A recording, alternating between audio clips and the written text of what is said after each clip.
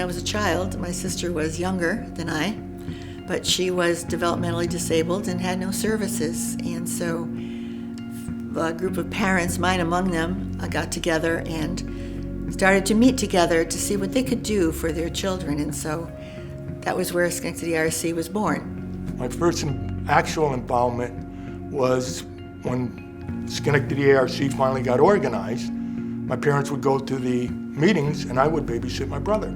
My family got involved when my brother was born. My brother Tim, who is 52 now, was born with Down syndrome, and that was 1964. And my family connected with another family through their church. They got involved right away, and it really took off from there. Lance had started kindergarten. I knew he was a little different from my other two boys, but he always caught up. They called me and says, "Can't go to school." I'm like, "What's the matter?" And I said, "No, he doesn't fit." My mother saw a little ad of people with developmental disability children. We had been part of the Albany one, and the people in Schenectady wanted to start their own chapter of Schenectady RC. They offered a lot of support for families who were confronted with a situation that, it hits a family out of the blue. My sister was not having any educational opportunities, as were many other children in the community. The parents got together and decided that they needed to try to do something. Many organizations came to our support. Post office was one of them. They all helped us raise money and funds. And back then, when we raised $2,000 and $3,000, we were ecstatic. We could now hire teachers and some people in the front office, and we started to grow.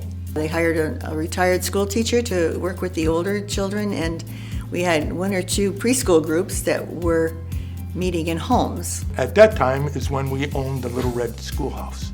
It was our first true building in this organization. And he was with Mrs. Lohman, who I loved dearly, and she was really like a mother hen to them. And I remember the first day I was going to help him put his jacket on, and she says, "No, mothers don't put jackets on," and she showed him how to do it. I don't know if there was any real vision at the beginning. It was just a group of people trying to come up with ideas so that they could get all these special kids to get some form of education and to be accepted in the community. In addition to actually getting the programs, the school support, it just was that social network and that advocacy network. Parents had to take their turn volunteering to help out with the class, with the teacher. And so that's how they started in and advocated for several years to get classes in the public schools. The impact on my brother in early days and still today is he has a place to go. Instead of sitting in the house with our parents, he now experiences a life outside of that house. They go on trips, they go out to the library, take rides. They're giving them a wider view of life. ARC is like family, and our employees are like family. We feel like family. When we get together, it was how so-and-so, oh, I saw this one. We care about all of our guys. Families were really interested in the achievements that each child made.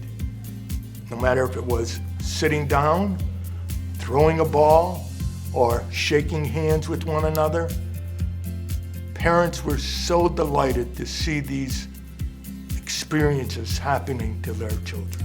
I'm very proud. I'm very proud of my parents' legacy. And I do like letting the community know how good we are. So I certainly spread that pride around.